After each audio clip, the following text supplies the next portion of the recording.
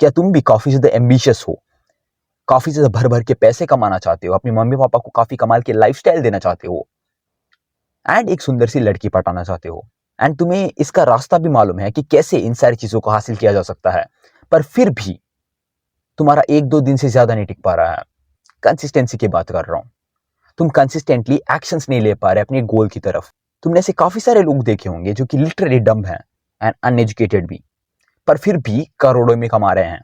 And ऐसे भी लोग देखे होंगे जो कि भाई हाईली स्मार्ट हैं, पर ओवर कैलकुलेशन के चक्कर में वो अपनी मेहनत या फिर सिंपल एक्शंस नहीं ले पाते, एंड यहीं पे वो फंस जाते हैं। अगर तुम इस वीडियो के 6 पॉइंट्स को इंप्लीमेंट करोगे जो कि मैं आगे बताने वाला हूं, जिसे मैंने खुद भी अप्लाई किया है, एंड एक्चुअली में मैंने ये काफी सारे डिफरेंट डिफरेंट बुक से सीखी है, जैसे कि एटॉमिक हैबिट्स, तो तुम लिटरली एक काफी ज्यादा कंसिस्टेंट एक्शन टेकर बन सकोगे। एंड भाई तुम्हारी जो भी एम्बिशंस हैं वो कभी वेस्ट नहीं जाएंगी। तो ये वीडियो सिर्फ और सिर्फ सेल्फ इंप्रूवमेंट नर्ड्स के लिए है। Let's begin. पहली चीज है, अब देखो काफी सारे लोग हैं जो कि भाई काफी कमाल कमाल के मोटिवेशनल स्पीचेस और रील्स देखने के बाद एकदम से शुरू हो जाते हैं कि भाई मुझे जिम जाना है, एंड वो सिर्फ और सिर्फ 6 या फिर 1 हफ्ते के लिए टिकता है, एंड उसके बाद वो लोग लिटरली हार मान जाते हैं।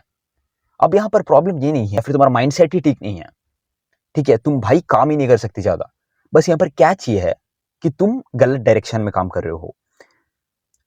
अब देखो काफी सारी ऐसी चीजें हैं लाइक मेंटल हैक्स जिसे तुम यूज कर सकते हो, जो कि मैं थर्ड पॉइंट में इसकी बात करूंगा, जो कि लिटरली काफी ज्यादा पावरफुल है। पर उससे पहले जब तुम काफी ज्यादा अनरियलिस्टिक हाई गोल सेट करते हो, जैसे कि मैं भाई जिसने आज तक भाई 1 महीने में कोई जिम नहीं गया, अब मैं ट्राई करता हूँ कि भाई मैं पूरा का पूरा कंसिस्टेंट हो जाऊं, ठीक है भाई 6 दिन हफ्ते के प्रॉपर तरीके से जिम मारने लगे।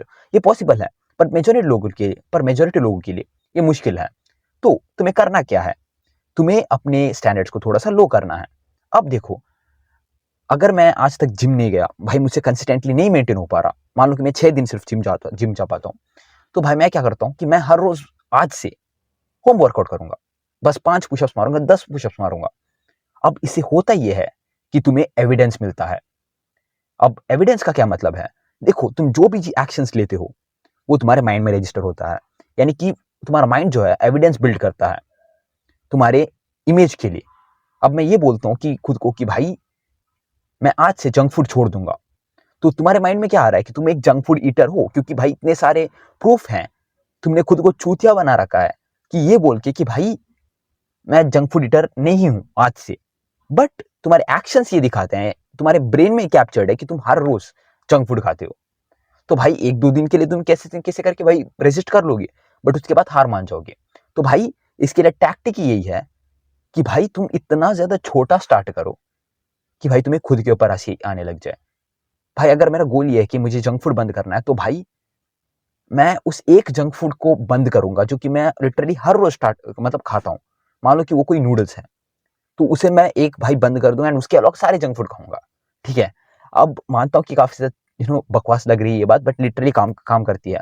अगर तुम्हें आज से वर्कआउट करना है तो भाई शूज पहनने लग जाओ, मतलब तुम्हारे वर्कआउट के शूज पहनो एंड भाई उतार दो एंड वापस चले जाओ। तो छोटा छोटा स्टेप्स जो है, छोटे छोटे स्टेप्स जो है उसे करना होता है। इसकी वजह से तुम्हारे ब्रेन में जो है डोपामिन रिलीज होता है, एंड तुम और ज्यादा मोटिवेटेड हो जाते हो एक्शंस लेने की। अब देखो तुम्हारे ब्रेन की ये आदत है कि तुम जो भी करते हो ना उसे मोर चाहिए, मोर।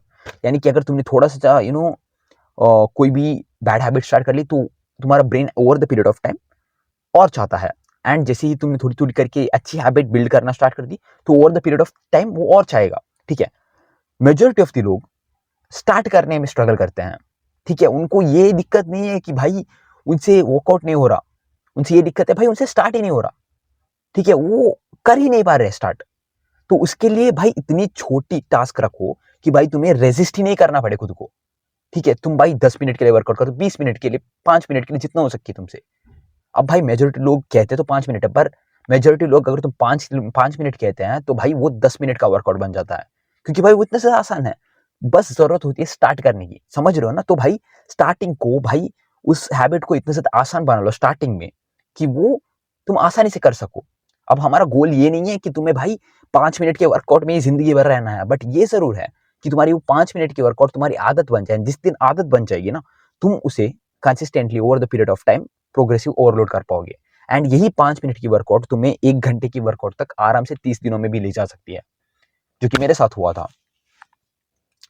एंड ये लिटरली गेम चेंजर है, क्योंकि अगर तुम इसे फॉलो नहीं करते तो भाई तुम सिर्फ 1 हफ्ता तक मैक्सिमम टिक पाओगे प्रॉपर तरीके से, एंड उसके बाद वापस से भाई बहाने मारने लग जाए, क्योंकि हमारा ब्रेन जो है ना काफ़ी से चालाक है भाई, तुम्हें कितनी आसानी से बेवकूफ़ बना लेता है, ये बात तुम भी जानते हो।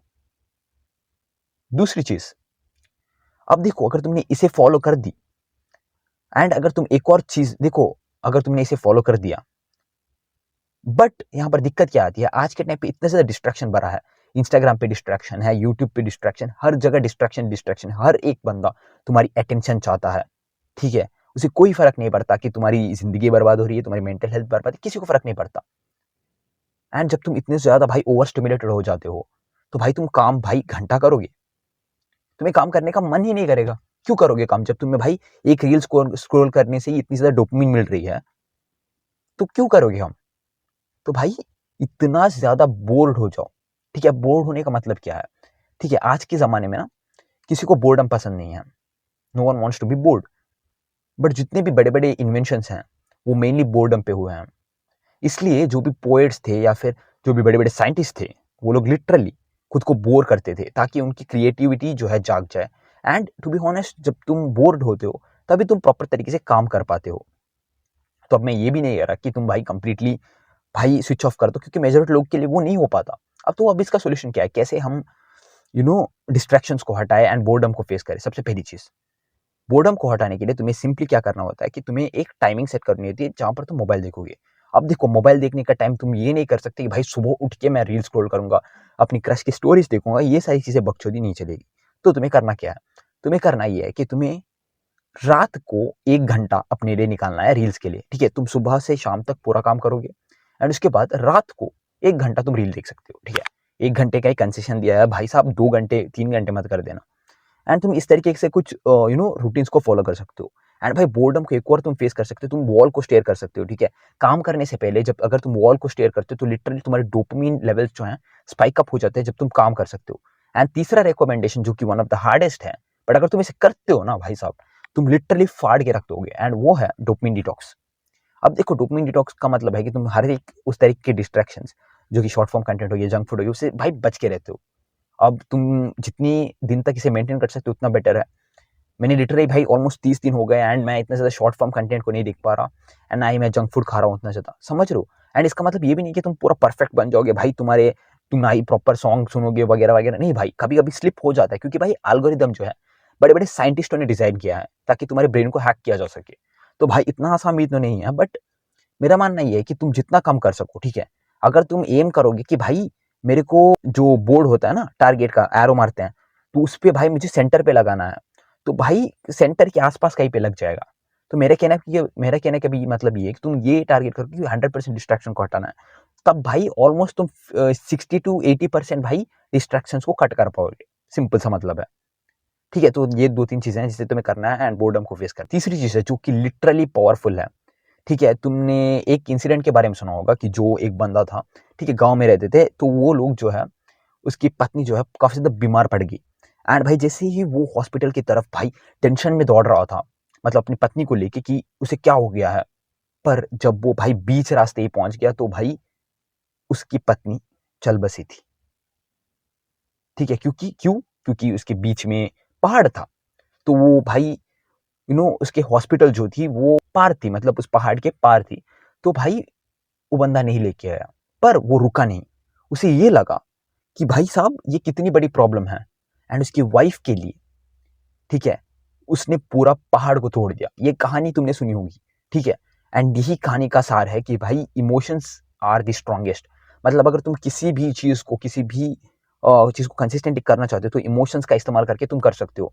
अब देखो, ये कितने सारे मर्द हैं जो कि भाई जैसे ही उनका ब्रेकअप हो जाता है, हार्ट ब्रेक हो जाता है, तो भाई भाग चलते हैं जिम अपनी बॉडी बनाने के लिए। क्यों?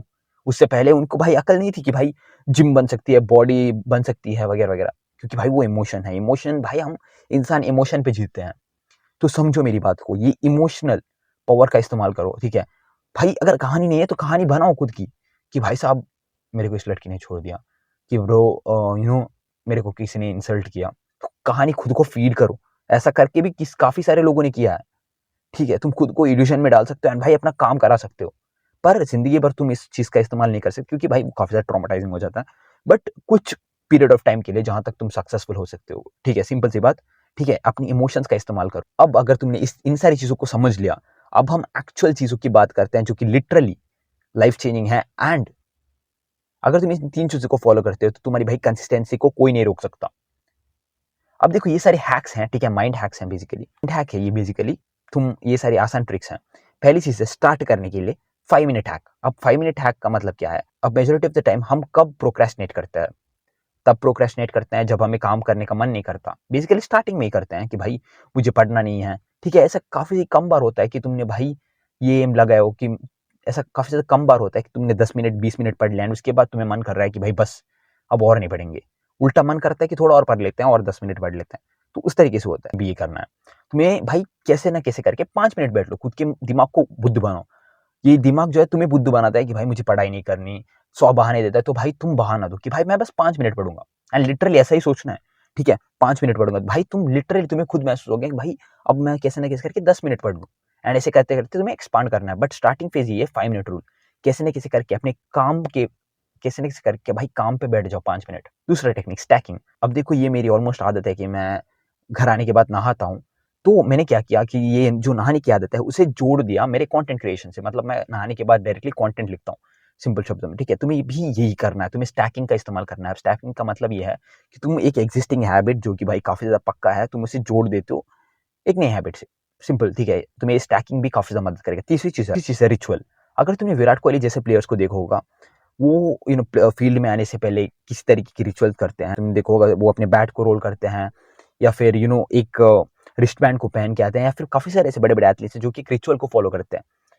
तो तुम्हें भी एक क्यू चाहिए। क्यू मतलब KYU नहीं, बल्कि CUE, जिससे कि तुम अपनी हैबिट को स्टार्ट करो। अभी कोई भी एक ट्रिगर हो सकता है, तुम कोई भी एक रिचुअल के साथ स्टार्ट कर सकते हो। जैसे कि मैं क्या करता हूँ, कंटेंट रिकॉर्ड करने से पहले कुछ वॉइसेस की एक्सरसाइज करता हूँ जो कि मुझे फ्लो में आने में मदद करता है। तो तुम उस तरीके की कुछ रिचुअल्स बना सकते हो। तो भाई अगर तुम इन सारी चीजों को अप्लाई करोगे तो तुम लिटरली काफी ज्यादा हद तक कंसिस्टेंट हो पाओगे। एंड भाई तुम्हारे प्यारे एम्बिशंस जो है ग्राउंड के नीचे दफन नहीं होंगे। तो भाई ये वीडियो तक थी, तुम मेरे पिछले वाले कंटेंट को भी चेक कर सकते हो। सो तब तक के लिए बाय बाय।